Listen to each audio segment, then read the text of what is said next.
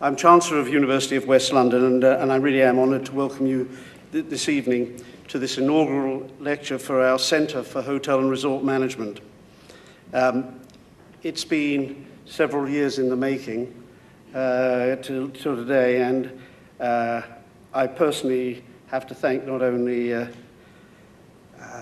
Peter John for putting up with my nonsense, but also IHG and Hilton for sharing the crazy passion and the financial burden to start this, and others now are joining us, thankfully. So it's well on its way.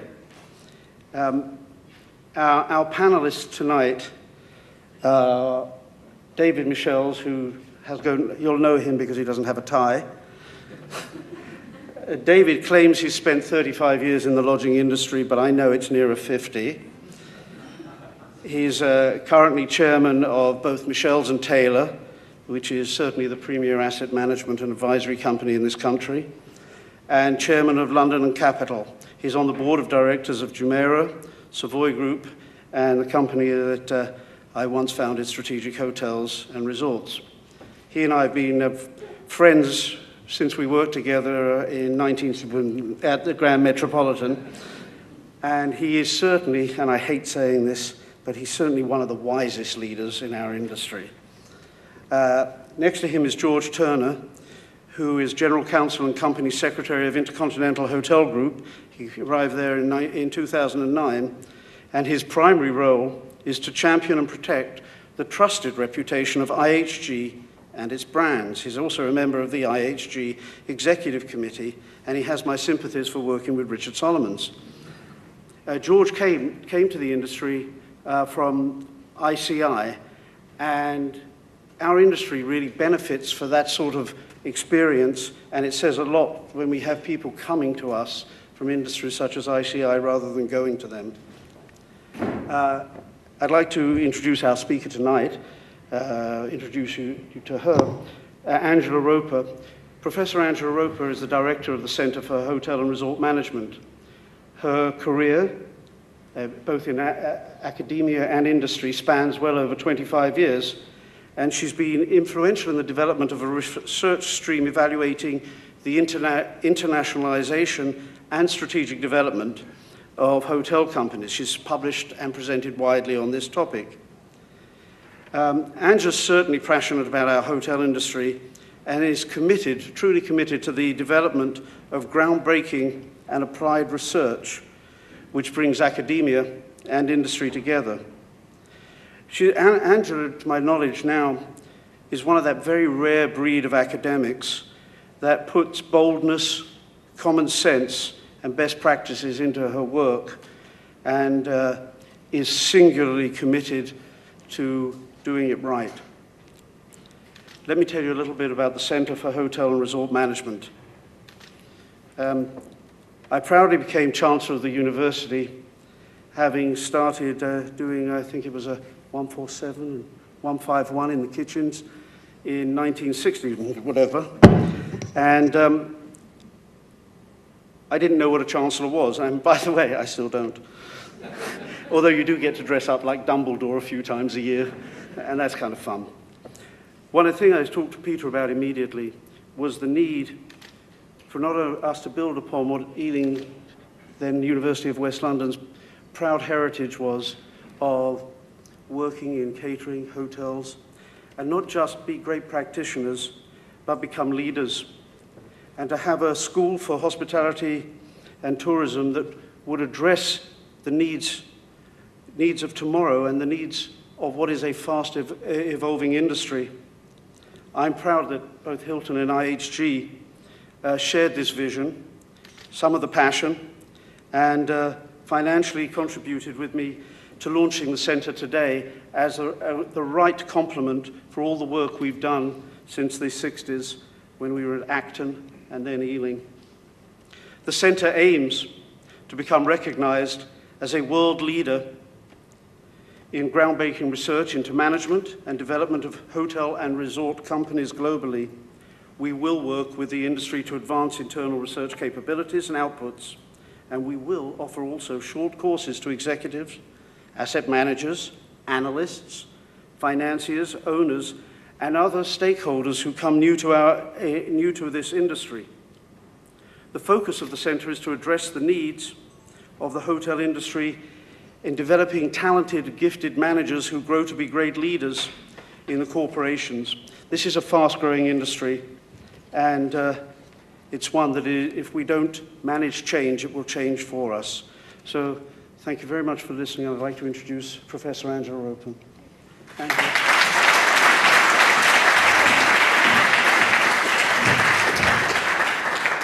Good evening. Lovely to see everyone. I've got new colleagues, old colleagues, friends, and all my industry acquaintances here, old and new, and it's fantastic that you're here to join me in my inaugural lecture. I'm going to talk about multinational hotel companies. I hope that my colleagues, my professor in music colleagues will understand what I'm talking about, not quite as exciting as the things that they do. Okay, as Lawrence said, I've had a long career in academia and in business. I looked at hotel consortia for my PhD and started off with a hotel management degree. All this time I've been researching hotel companies in terms of their strategy and their internationalisation. And this lecture is going to hopefully give some new perspectives on what's happening now and in the future. And you may like to argue with me as to the perspective that I'm taking, and that will be very good. Okay, so gives us an introduction to that first photograph. So where did it all begin? That's Paul Slattery and I in our very, very young days at Huddersfield. And this is where we started up the UK Hotel Groups directory. Nowhere had there been a resource in terms of the UK which showed the hotel groups and how they would be becoming quite a significant force in the UK. So there we were in 1986 for the first time completing the directory. I went on to my more academic path, and as you know, Paul's ever since been in our industry as an advisor, consultant, and always has an opinion. Well, hopefully this shows as well that I have an opinion as well. So the phenomena we're talking about is really what the economists called outsourcing as you sleep. And hopefully this will just explain it to everybody, those of you outside of the industry, what I really mean. I think they put it very well. They said you book a room on the website of a famous international hotel chain. As you arrive to check in, its reassuring brand name is above the door. Its logo is everywhere, on the staff, the uniforms, the stationery, the carpets. But the hotel is owned by someone else, often an individual or an investment fund who has taken out a franchise on the brand. The owner may also be delegating the running of the hotel, either to the company that owns the brand or to another management firm. The bricks and mortar may be leased from a property firm. In some cases, yet another company may be supplying most of the staff, and an outside caterer may run the restaurants. Welcome to the virtual hotel. Now that was in 2009. So the phenomena that I'm beginning to look at is the fact that multinational hotel companies have been pursuing this asset-light or asset-right, as Accor used to call it, in terms of divesting of their owned and leased properties. They've moved from what was an asset to a fee-based business. There is nothing really new about this. In 1945, the first international hotel company was Intercontinental Hotels. It was owned by Pan Am at the time. Its first hotel was in Belém in Brazil. This is the very first logo of Pan Am at the beginning there. They were a first mover in emerging markets, and they followed their clients abroad, or in a way followed the airline abroad and its clients to South America. And they were managing from the very beginning, so they didn't own properties. 1954 saw Holiday Inns beginning to franchise. It had only been operating for 2 years as a company. And as described in their book about their development, they developed system-wide rules of operation, wanted all franchisees to be part of a team. And then in the 1960s, Holiday Inn again and Howard Johnson Motor Lodges, we always lovingly call them Hojos, were the largest brands in the US as a result of very fast growth in franchising, and they're also very young brands. Dunning & McQueen, very well-known international business scholars, did a study for the United Nations in 1978. That's the quotation at the bottom there. And they identified that the most preferred way of going into international markets for hotel companies were through management contracts. Only half the rooms in developed markets were owned, the majority of them were managed at that time. And they suggested there in that quote that the nature of foreign involvement in this industry suggests that some of the traditional ideas we have about international production need to be re-examined. The criteria for identifying and defining ownership and control of assets. So they identified very early on that our industry was different. Control was coming through contracts, not necessarily through ownership, as in other foreign multinationals at the time.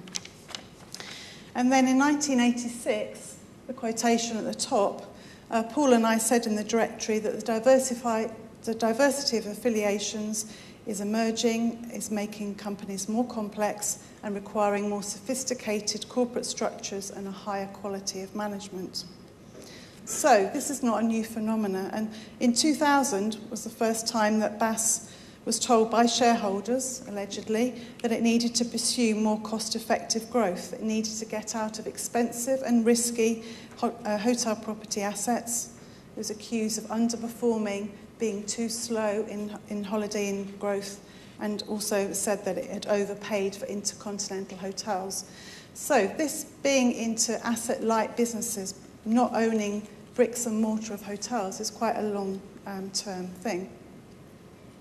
These days, it's very different though. It's a strategic phenomenon. Being asset-light is a imposed but nonetheless strategic choice that multinational hotel companies have made.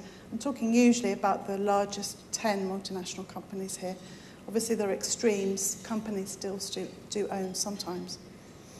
IHG has returned to its roots as a hotel franchise with Holiday Inn and a management company with Intercontinental, reducing out of its brewing heritage. Shareholders have been gaining, of course, in terms of dividend terms, $3 billion so far to IHG shareholders from the sale of its assets. And we've seen Accor and Four Seasons executives being asked to move on due to allegedly not implementing the asset-light strategy quick enough. So the driver for all this is those with power, the stock market, shareholders as owners, and property investors as owners. There have been some developments lately. For example, Hyatt has been purchasing hotels, but going back to ownership is seen as just opportunistic, really, rather than a strategic shift. So we can see also here in the strategy statements of the top 10 hotel companies in this Wordle, we can see this asset-light orientation. You can see the biggest words are all about being the greatest, the biggest, having a preeminent position. It emphasised growth and pipelines and revenue and owners, franchisees, systems and brands. Guests are somewhere small within. All our biggest companies are from the USA. They're still steeped in the heritage of American hotel keeping. The biggest volume of their market share is still in the States. So besides Accor, there's still, and even Accor have taken on Statler's ideas about standardisation. Earlier on, there were mergers and acquisitions, but these days the mergers and acquisitions are to get brands, to get knowledge of franchising, to get knowledge of managing. And the brand, owning a brand, purchasing for a brand has become a new value-adding motive. The largest are getting bigger, but they still don't feature in the Fortune 500 companies. McDonald's, Sodexo, Compass seem to be the closest we have to the hotel industry. And unlike many years ago, the multinational companies are no longer parts of conglomerates, not parts of airlines, tour operators or brewers, but tend to be pure in just the hotel business. So they're all about organic growth, growing internationally, having multiple brands, multiple segments. All of this leads me to argue that now we're in a new competitive landscape. And this diagram is sort of showing the value chain, if those of you remember back to Porter's days. The industry is still fragmented, but I would argue that actually we have a new altered value chain. The industry is vertically disintegrated. So in the early days, we might have had a company at the top that owned, advertised, marketed its brand, distributed its hotels through the internet, through brochures. It owned the hotel building, it managed the business, oversaw all the operations, employed all of the staff, had its own backward links with suppliers. Someone like Forte was very much integrated backwards into its suppliers, if you remember. But companies over time have partitioned their structure. They've begun to have different divisions for franchising, for managing, as well as for their functions. And into the industry have become potential investors who have taken ownership of the hotel bricks and mortar property. They've come in to add to their real estate portfolios, or they might have been, as some people have said, ego trip ownership. And this has brought a market for hotel property. The internet revolution has meant that we've got technology companies who are taking away some of the control of distribution. I'll talk about that again in a minute. We've got hotel management companies like BDL, Interstate have been going for 50 years, but they haven't been growing to the extent they have lately. They've taken away the managers and the management. And in operations terms, we've got franchisees who now operate. We've got outsourced companies that now operate. Sometimes contract caterers, facilities managers, the Sodexos, the Compasses are into our industry in terms of outsourcing. And the staff, they may be employed by the franchisee, the second-tier management company, the outsourcing company, or the owner of a managed property. And suppliers no longer are backwardly integrated. Hotel companies do have links because they need that for franchising, but there's no longer a very strong tie. So we get from this position to this position, and companies, of course, also all do all those things, but I'm suggesting that it's been, the verticalness has become disintegrated. So our hotel companies, the large multinationals, just support service operators. The motivating factors for all this is to gain from specialisation, to not be so inefficient in all these chains, in the value chain there. To work with other companies who may be closer to the market, who may be more efficient, who may take away variability out of hotel companies' business.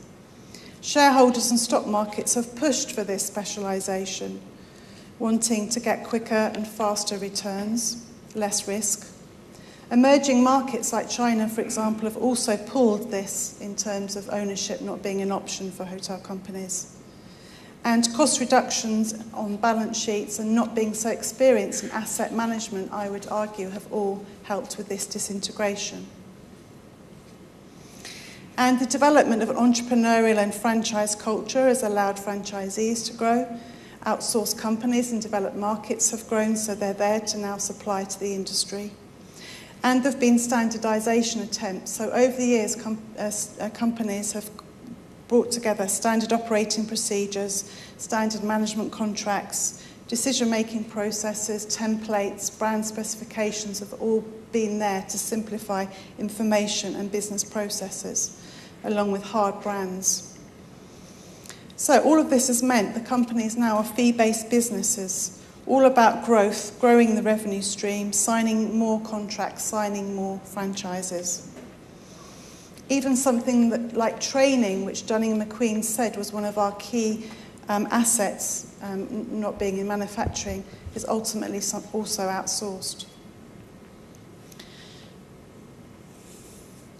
Some of the implications, one might argue, there's been a lot of discussion in the academic literature about this, is that the consumer, we may be loosening the control of the consumer. Hotel companies might be losing the consumer. Multinational hotel companies must get premium demand, but now hotels can use a dozen different electronic routes to get to the customer. Technology companies have meant that there's been change in the vertical structure. They've been able to modularize, if you like, the production process. And they're known as being incentive intensive. They're very close to the customer.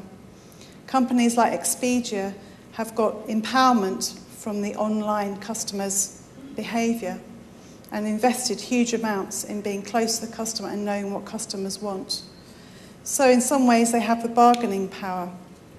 They're controlling in terms of the reach, in terms of the number of visitors, the page reviews. Hillary's here, she knows more about all of this. So some would say hotel companies are beginning not to know their guests. They don't know their guests until they actually arrive. Those guests might be expensive guests because, of course, they're coming with a commission having to be paid. And sometimes hotel companies are having to pay some of these sites just for competition to go away from them. Obviously, we've got initiatives like roomkey.com from the major hotel companies, and we've also got loyalty schemes which are trying to be there to differentiate. But, you know, the elephant in the room and possibly setting price are now all of these internet-inspired competitors. Again, at Berlin, there was an argument, is the brand important anymore? And that might be an issue now. The consumer can, are these brands more important than the actual hotel company's brands? And research has shown that, you know, the asset value of a brand can actually be much more unstable than we perhaps think. My colleague Maureen and I have done lots of work on the plural form. The plural form is an academic term for businesses that have a mix of franchised and owned properties. It comes from all the franchising literature. And in this literature, the discussion is about what's the ultimate mix configuration. You know, should you only have 10% owned? Should you have 20% owned? There's lots and lots of discussion with no real consensus. But for hotel companies, they must generate capital, and this is through fees. And there must be some reciprocity between those hotels they may own and those that they don't own. In our research, we found actually that although there's very fast growth through franchising, through not owning, not operating, often hotel companies don't make the most of this in terms of how they optimise on the advantages of having these operators in the local markets. They don't respond to local conditions and don't always take all the good ideas that come from the franchise floor. And in terms of management contracts, often managers are less incentivised, of course, than franchisees. This is not their own business. If you manage a business on behalf of one of the hotel companies, it's not your own business. And we've had quite a few court cases lately which suggests that it's naive to think that managed contract businesses actually share interests with the hotel company. And often in other research that I've done, we've found that the multinational is often not in control of its own resource.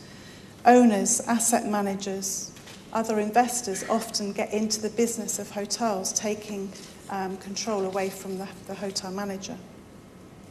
And some discussion over a recent Marriott court case where it was suggested that actually management contracting was more of a personal services contract, and questioned how you could objectively measure this. And in my research, I've done some research in the European Union, and I found there that the issue that many trade unions have is that their workers don't know who they work for, which sounds amazing. But people don't know who they work for. Who is the owner? Who is the manager? Who is the franchise? They're not sure. And a lot of this is around the issue of these companies now as plural forms. And there's a question about, you know, are these companies growing or are they retrenching? There's just as many contracts and franchises that come out of a system as go into a system. So this leads me then to question the implications of this changed value chain. The underlying products, services and core technologies of the hotel industry remain just the same. And the sequence of activities, the things that we do in terms of checking in, in terms of distributing, checking in, someone staying, someone eating, checking out, etc., are all exactly the same. Nothing has changed. But the firms that participate in the industry have changed. Their capabilities, the entrance into the industry, the structure of competition has changed. This vertical disintegration allows a new vertically co-specialised ecosystem. Sorry, I could academic speak here. And this is altering the whole landscape of how the industry operates. So we've got the emergence of online travel agents, of these second-tier management companies, of real estate companies, of outsourcers, of funders, of even more lawyers and a bigger legal system, all into our industry, into this disintegrated value chain. So the questions I think the boardroom of the multinational hotel companies should be asking are some of these things. And again, some of this has already come up in industry conversations. Have hotel multinationals lost their DNA? What really is their business? What are the bounds of your or our domain? And what business are we really in, and what corporate managers do we need? Some have criticised hotel companies for not having enough people working in them who have got hotel backgrounds. Is this really important? Do we just need specialists in branding, systems, franchising, and sometimes managing? Is all that necessary? What will be the new graduate and postgraduate programs? How will we develop these people as relationship builders? Because in this industry with so many different businesses, we need relationship network builders.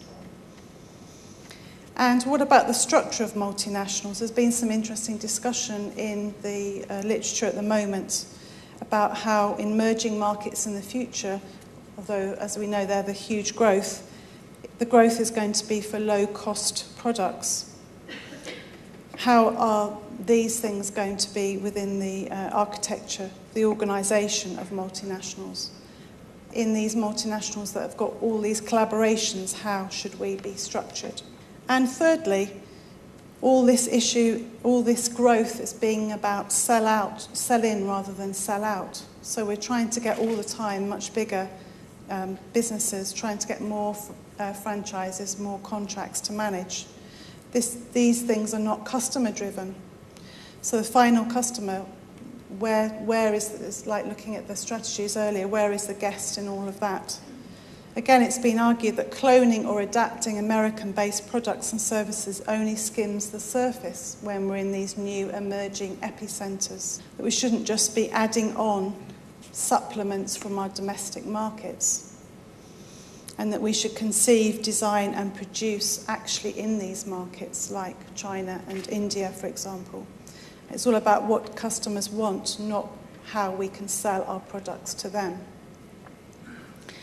And many years ago when we did the project, What Makes a Successful Hotel Company, and went around the world trying to answer that question, we looked all about this geocentricity issue.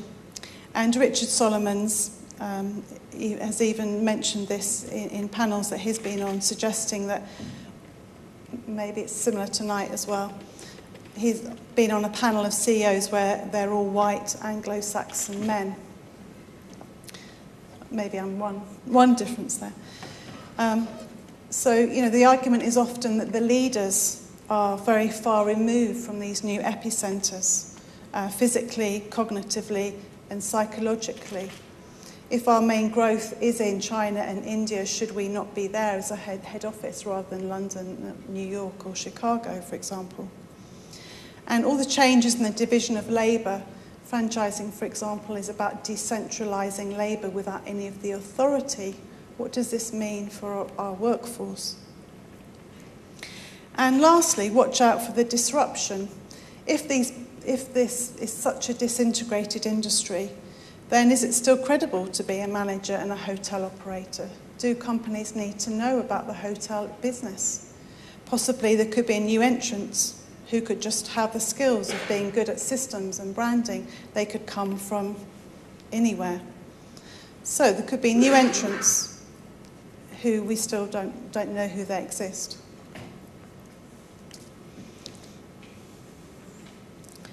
So that's my argument. And linked to those is what I see for the future of the centre that I'm so happy to be leading. Obviously, we want to do state-of-the-art research. I want to continue to look at these industry evolution issues. I want to look at things about structure, things about doing strategy rather than coming up with strategy. I'm passionate about this link between industry and academia, as really the audience shows tonight. And really we want to use that to be able to really innovate. Our industry has got very low spend on research and development. We need to make that different. And in terms of corporate managers, they need to work in this new and changed environment. They need to be, as I said, relationship builders, network developers, federal marketeers. We need to do things to help them develop. And in all our courses, where are we talking to my colleagues in academia, where are we talking about corporate management issues? We're still very property orientated, operations orientated. These may not be the remit of hotel multinationals in the future. We're still very knowledge acquisition full, rather than questioning ways of doing business, introducing new perspectives and getting into new issues that companies are having to cope with every day. How also are we developing our international students? If they're going to be the future leaders, are we just providing them and alienating them with Anglo-Saxon values and ways of doing hotel business? And executive MAs is one key thing. I'm working on the Vice-Chancellor in terms of a luxury hotel brand and a corporate hotel management product. And of course, in the centre, we need to engage all of you and new companies, new recruiters to our industry. New graduate schemes, new members from all of these businesses around in this new disintegrated industry. So I really welcome all your views on that. And just before, I want to say thank you very much for all of you coming, before you're going to destroy me up here. So all of my colleagues, all of my academic colleagues who I've spent 25 years with developing to this point, to the friends out there, to Jonathan Stockdale, can't see him, who helped me with the slides, thank you, brought them from sort of naff to okay, I think, good. And thank you for all your support, and I hope we have some good conversation now from the panel and from the floor, and this has encouraged you to get involved at the centre further. Thank you.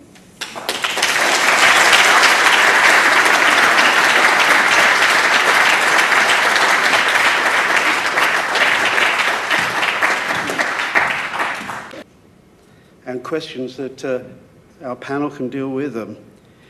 Is the growth of the brand more important than the growth of the owner's profits? Have hotel owners, hotel companies lost their DNA? Should brands be operators or just brand marketers? Or will they just be agglomerators of the new brands that are starting up? The idea of a virtual hotel. How do we feel? And then the really provocative question is, do you need hoteliers? So let's do this. George, do you want to make some comments? It's quite interesting being sat up here today because I feel like the bantamweight, certainly sat next to some of the industry heavyweights here. I was also going to talk about white Anglo-Saxon men, and I think that interestingly enough, of course, I sit on the executive committee of IHG, but I was differentiated, not on the basis I was white and Anglo-Saxon, but I'm bald. So hence the reason I got the job. I think that it's an interesting issue from my perspective. I think that, by the way, the other thing I would say is that I left ICI in 2008. For those of you who know the history of Imperial Chemical Industries, we were a massive commodity chemical business. And it's very interesting, having come from an organisation that was effectively making commodity chemicals, now into something where I thought it was going to be slightly more differentiated and interesting, that you are now arguing, Angela, that it seems to be going the same way. I think that we ourselves, as ICI in my previous guise, tried to make ourselves into a specialty chemical business and to differentiate ourselves in the marketplace. And obviously, as a result of that, we were ultimately slightly successful, but in the wrong way, I suppose, in terms of being taken over by another large specialty chemical business, which was AkzoNobel. I think that there is no doubt whatsoever, from my perspective, that there does seem to be, because of the whole differentiation in the marketplace and the number of organisations that wish to have a piece of the hotel industry, that it is becoming more difficult to operate within that world. And I don't think that matters whether or not you are an international brand or whether or not you're an individual operator. The interesting thing is that, from my perspective, there doesn't seem to be a tremendous amount of collaboration in that group. All that we seem to do is to eat each other. I could go back to the legal industry only 15 years ago, and you would find there that effectively, certainly if you go back to the conveyancing world, that that was extremely commoditized, and in fact high street private practices are now just about dead in terms of money-making machines, whereas 20 years ago they certainly were not. The big private practices are obviously doing well, and they have big brands behind them. I think that it was interesting you talked about guests are somewhere small within, I think were your words, which I took to heart, particularly as being in one of the big branded hotel companies, because we believe still that the guests are right at the heart of our experience. And we do attempt in this variegated business model to really concentrate on the guests. I think that I just very quickly talk about one particular element which is near and dear to my heart as the General Counsel, as a number of other things in IHG, and that was the OTAs, the TPAs, the meta-search sites.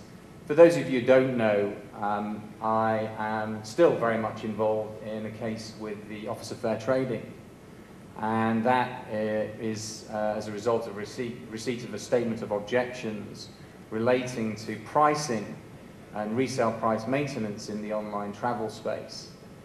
The OFT believe that there is no doubt that there should be greater pricing flexibility in online travel agents and allowing them, therefore, to effectively price hotel rooms. And this is something that we're seeing across the board, not just in the UK, but the European Union have obviously taken some interest as well. And we'll also recognise that there are, and I apologise for being slightly illegal, but there are a number of other matters, including a class action lawsuit in the US now, along the same lines, which just about every international hotel brand and just about every large OTA or third-party intermediary is involved in. And I think that it's just one good example of where the industry is starting to become more commoditized, that there is much more differentiation, much less ability, I should say, to differentiate, because the consumer effectively is going in, and our guests are going in at a point in time which is before we even have the ability to communicate with them, and choosing a hotel room on that basis. And I think that the only way that we can combat that in the hotel industry is right at the guest experience, at the point in time where we actually have the ability to interact with that guest right in the hotel. There is no doubt whatsoever that we're not going to out-technology the technology experts. I was listening last week to another presentation, yet another presentation about the online travel space and meta-search sites. For those of you who don't know, Priceline has been the best performing stock in the S&P 500 for the last 5 years. It is a $37 billion corporation. And it is quite a fascinating industry and organisations have to deal with on a day-to-day basis, as are most other third-party intermediaries, and particularly OTAs. They are phenomenally aggressive when it comes to marketing.